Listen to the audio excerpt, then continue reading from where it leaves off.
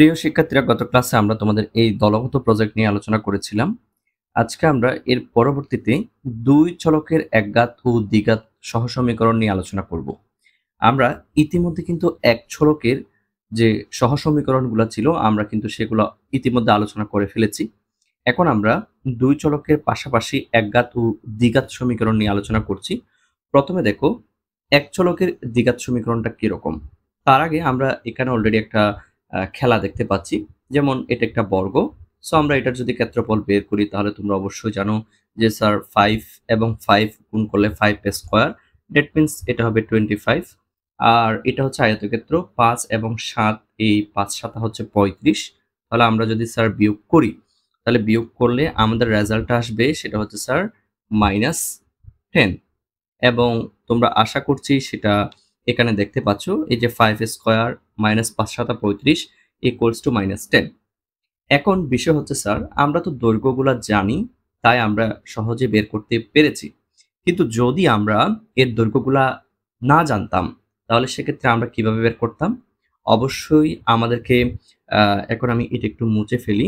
ওকে, এটা একটু মুছে ফেলি। ডান। মনে করো এই 5টা আমি জানি না, তাহলে সেক্ষেত্রে আমাকে এটাকে ধরতে হবে x এবং এটাও x, তাহলে সে হিসেবে ক্ষেত্রফলটা হবে x স্কয়ার। এবং এটাকে যদি আমি x ধরি তাহলে এই 7 এর সাথে গুণ হয়ে এটা হয়ে যাবে 7x এবং ওইটা ইকুয়ালস টু -10 হবে। অর্থাৎ সেক্ষেত্রে আমাদের ইকুয়েশনটা এইরকম দাঁড়াবে যদি আমরা বাহুর দৈর্ঘ্যটা না জানতাম। এখন এই যে সমীকরণ, এই সমীকরণটা হচ্ছে স্যার এক চলক বিশিষ্ট, কারণ তোমরা দেখতে পাচ্ছ এখানে শুধুমাত্র এক্সই উপস্থিত, তাহলে আমরা এটাকে এক চলক বিশিষ্ট বলতে পারি। আবার তোমরা যদি লক্ষ্য করে দেখো এখানে এক্স এর সর্বোচ্চ পাওয়ার কিন্তু 2, তাহলে সেক্ষেত্রে আমরা এটাকে দ্বিঘাত সমীকরণও বলতে পারি। তাহলে ঘাতের ভিত্তিতে এটা হচ্ছে ঘাতের ভিত্তিতে এটা হচ্ছে দ্বিঘাত, আর চলকের ভিত্তিতে এটা হচ্ছে এক চলক বিশিষ্ট সমীকরণ। এবার দুইটাকে যদি একসাথে কম্বাইন করি তাহলে আমরা এটাকে লিখতে পারি স্যার এক চলক বিশিষ্ট দ্বিঘাত সমীকরণ। এখন আমরা এই এক চলক বিশিষ্ট দ্বিঘাত সমীকরণকে কিভাবে সমাধান করতে হয় সেই বিষয়ে আমরা সমাধানের পদ্ধতিটা জানবো। এটা কিন্তু অলরেডি তোমরা তোমাদের বিগত ৪র্থ নাম্বার প্রকৃতিতে ও প্রযুক্তিতে বহুপদী রাশি, এখানে কিন্তু আমি বিস্তারিতভাবে তোমাদেরকে দেখিয়েছিলাম। একটু অনুরোধ করব সেই ক্লাসটা করার জন্য, কারণ আমরা এই দ্বিঘাত সমীকরণকে সমাধান করার জন্য আমরা 3টা প্রসেস আলোচনা করেছিলাম। একটা হচ্ছে নরমাল নিয়ম, আরেকটা হচ্ছে মধ্যপদ বিভক্তির মাধ্যমে এবং আরেকটা হচ্ছে সূত্রের মাধ্যমে। তো আমরা এখানে ফার্স্ট অফ অল মধ্যপদ বিভক্তির মাধ্যমে সমাধান করার চেষ্টা করব। যদি আমরা মধ্যপদ বিভক্তির মাধ্যমে সমাধান করতে ব্যর্থ হই তাহলে কিন্তু আমরা সূত্রের মাধ্যমে যাওয়ার চেষ্টা করব। এখন মধ্যপদ বিভক্তি জিনিসটা কি? সাধারণত এই যে স্যার এখানে এই বিটা হচ্ছে মূলত bx পুরোটাই হচ্ছে মধ্যপদ, তবে এর মধ্যে মুখ্য বিষয় হচ্ছে বি।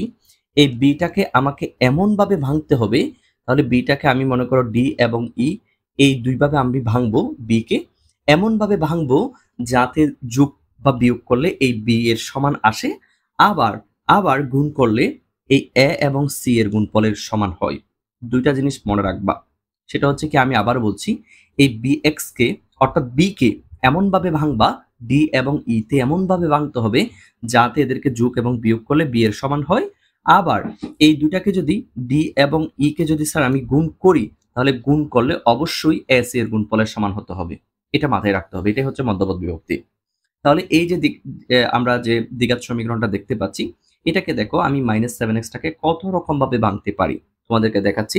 সেক্ষেত্রে আমি লিখলাম x স্কয়ার -7x, এরপর হচ্ছে +10 is equals to 0 maybe, yes 0।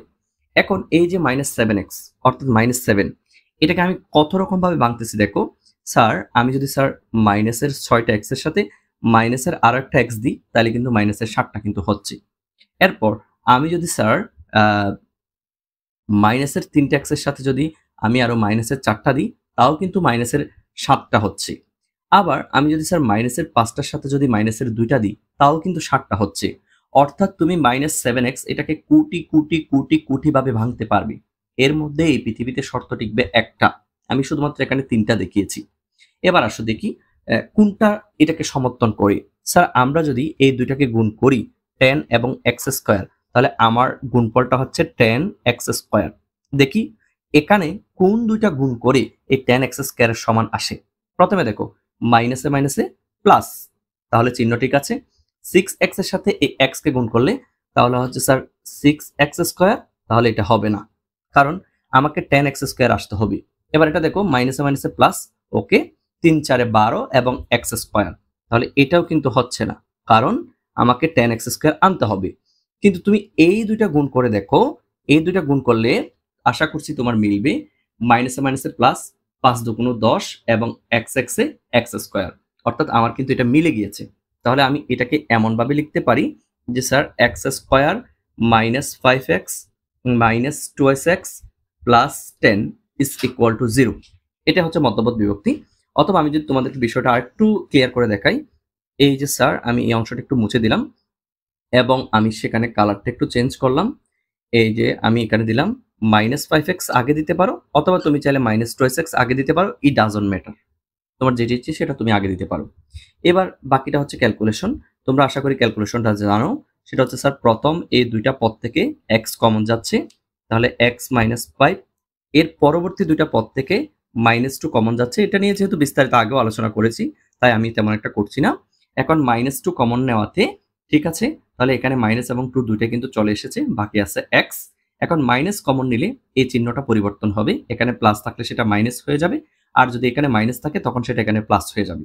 ঠিক আছে, অর্থাৎ -2 দিয়ে যদি এই 10 কে ভাগ করি তাহলে হবে -5। এটা একেবারে সেরা ডিসিশন। এবার তোমরা দেখতে পাচ্ছ এখানেও x - 5 আছে, এখানেও x - 5 আছে, আমরা একটা কমন নিতে পারি।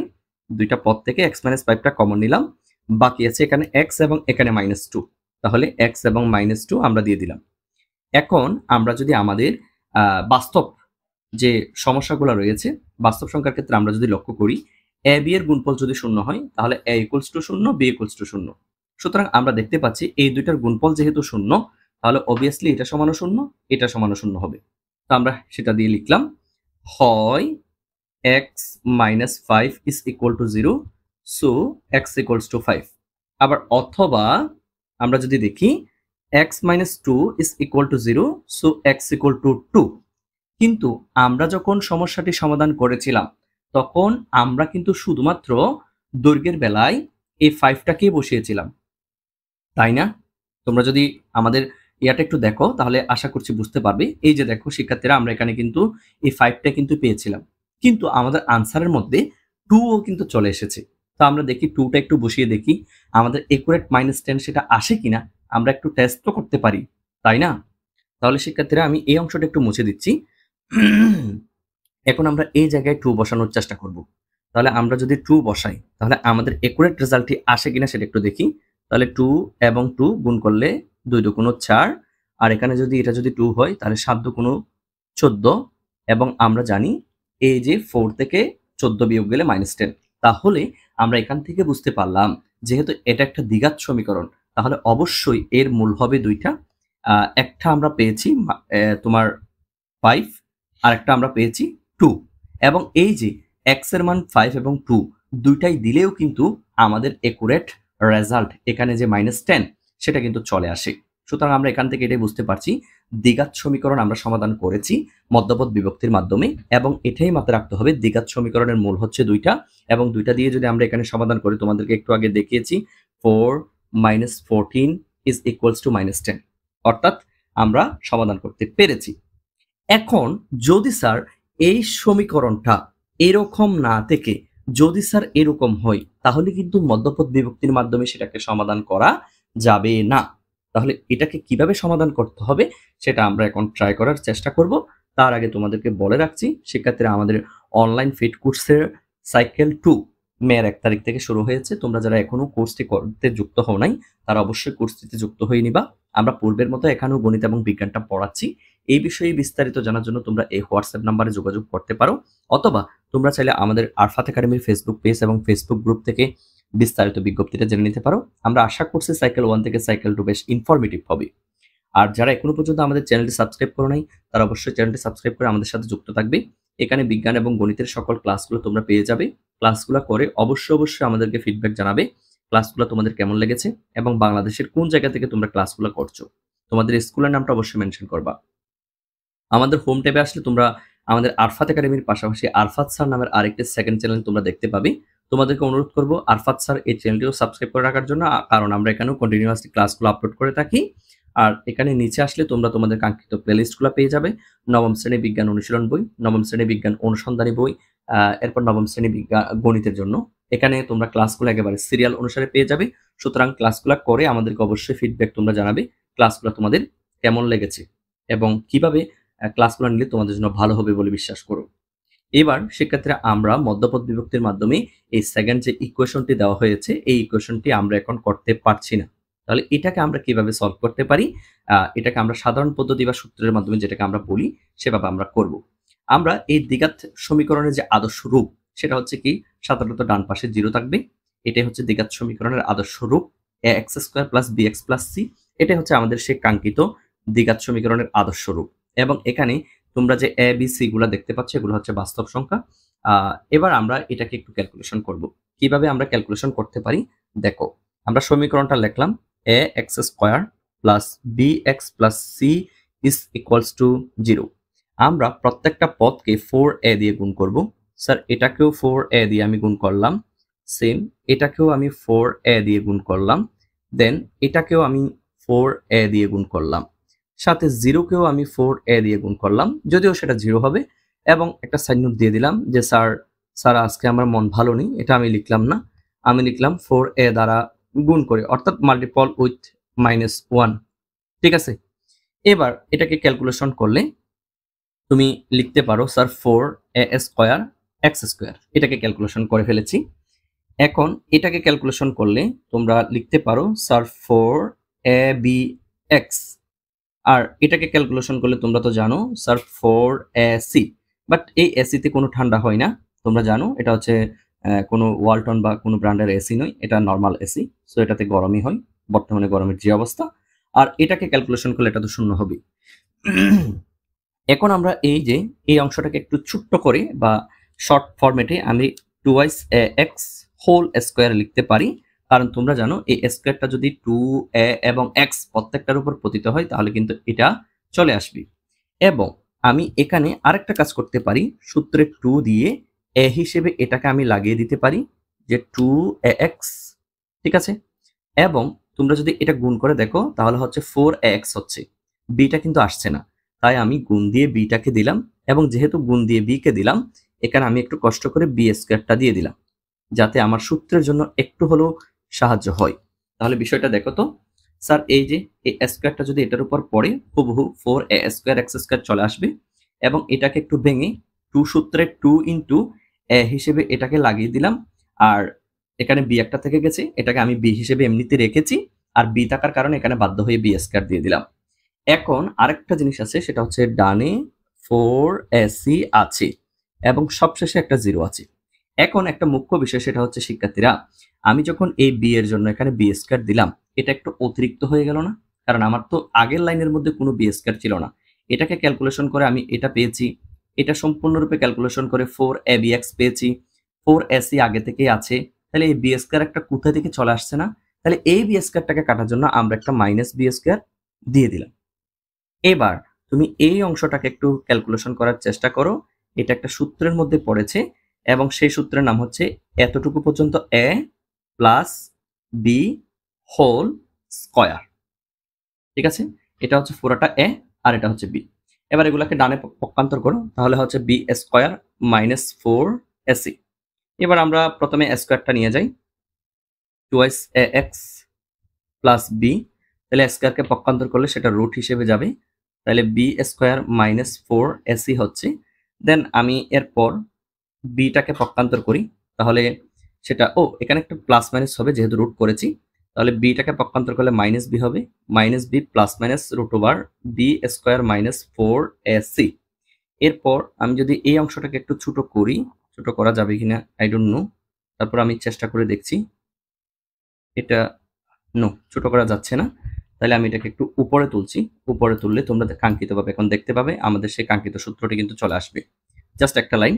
সুতরাং আমরা এখান থেকে যদি x এর মান বের করি তাহলে তোমরা দেখতে পাচ্ছ minus B plus minus root over B square minus 4ac, এখানে 2 এবং a কে যদি পক্ষান্তর করি তাহলে হবে 2ac। আশা করছি আমরা আমাদের কাঙ্ক্ষিত সূত্রটা পেয়ে গেছি এবং এখানে আমরা প্লাসের জন্য একটা মূল পাবো, মাইনাসের জন্য আরেকটা মূল পাবো। তাহলে আমাদের সেই কাঙ্ক্ষিত ইকুয়েশনটা দাঁড়াবে x equal to minus B plus B square minus 4ac divided by, একটু হয়েছে, ডিভাইডেড বাই 2ac, এবং আরেকটা হচ্ছে x equals to minus B minus root over B square minus 4ac divided by 2ac। অর্থাৎ দেখো এই জায়গায় প্লাস চিহ্নের জন্য একটা মূল আর এই জায়গায় মাইনাস চিহ্নের জন্য আমরা আরেকটা মূল কিন্তু পেয়ে গেছি। তোমরা যদি এই অংশটা খুব ভালো করে দেখো, এখানে আশা করি দেখতে পাচ্ছ এই যে আমাদের সেই কাঙ্ক্ষিত সূত্রটি, এবং এখানে আমরা দুইটা মূল পাচ্ছি, এই যে একটা এবং এই যে একটা।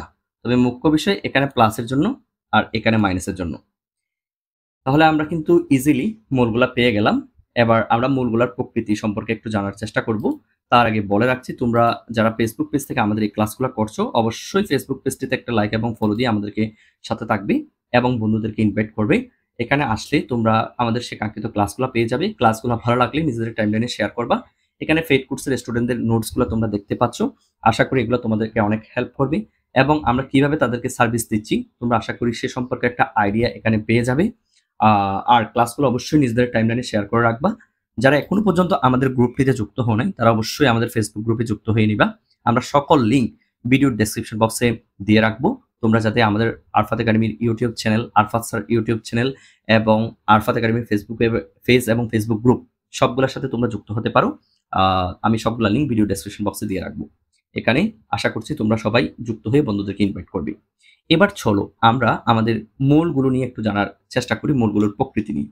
আমরা এখানে দেখতে পাচ্ছি এই যে এখানে বি স্কোয়ার মাইনাস 4ac, যেটা তোমরা রুটের ভিতরে দেখতে পাচ্ছ, এই বি স্কোয়ার মাইনাস 4ac, এই বি স্কোয়ার মাইনাস 4ac-টাকে বলা হবে এই দ্বিঘাত সমীকরণের নিশ্চায়ক বা ডিসক্রাইমিনেন্ট। হচ্ছে একটু মিস্টেক হয়েছে, আচ্ছা একটু আমি এখান থেকে করি, এই যে ডিসক্রাইমিনেন্ট, ঠিক আছে। আশা করছি বুঝতে পারছো এই বি স্কোয়ার মাইনাস 4ac-টা হচ্ছে নির্ণীয় দ্বিঘাত সমীকরণের নিশ্চায়ক বা ডিসক্রাইমিনেন্ট। এবার এই নিশ্চয়কের প্রকৃতিটা কিরকম দেখো, যদি স্যার এই বি স্কোয়ার মাইনাস 4ac এর মানটা ভালো করে খেয়াল করে দেখো, এই বি স্কোয়ার মাইনাস 4ac এর মানটা 0 থেকে ছোট হয়, তাহলে ওই সমীকরণের কোনো মূলই নাই। এই যে 0 থেকে ছোট হলে ওই সমীকরণের কোনো বাস্তব মূল নেই। এবার আসো, এই বি স্কোয়ার মাইনাস 4ac এর মানটা যদি স্যার 0 থেকে বড় হয়, তাহলে 0 থেকে বড় কিন্তু স্যার দুই ধরনের হতে পারে। যদি 0 থেকে বড় হওয়ার পর যদি স্যার সেটা পূর্ণবর্গ হয়, যদি পূর্ণবর্গ না হয়, অথবা যদি স্যার পূর্ণবর্গ হয়, তখন কি হবে দেখো, এই বি স্কোয়ার মাইনাস 4ac এর মানটা 0 থেকে বড়, 0 থেকে বড় যদি সেটা পূর্ণবর্গ সংখ্যা হয় আর পূর্ণবর্গ সংখ্যা না হয়। পূর্ণবর্গ সংখ্যা বলতে কোনগুলা বোঝায় তোমরা জানো, যেগুলোকে বর্গ করা যায়, যেমন 4, 16, 25, 169 যেগুলো আছে আর কি, যেগুলোকে বর্গ করা যায় সেগুলো পূর্ণবর্গ সংখ্যা।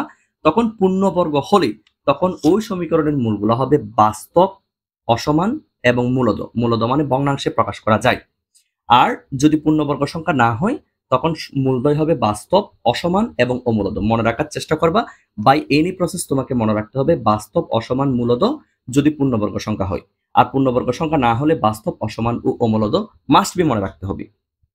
আর যদি স্যার এই বি স্কোয়ার মাইনাস 4ac এর মানটা 0 থেকে 0 এর সমান হয়, তখন মূলদ্বয় বাস্তব হবে এবং পরস্পর সমান হবে, আর মূলদ্বয়কে দেখতে এরকম চেহারার মতো লাগবে। আশা করছি এই জিনিসটা, এই ছকটা মোস্ট ইম্পর্টেন্ট।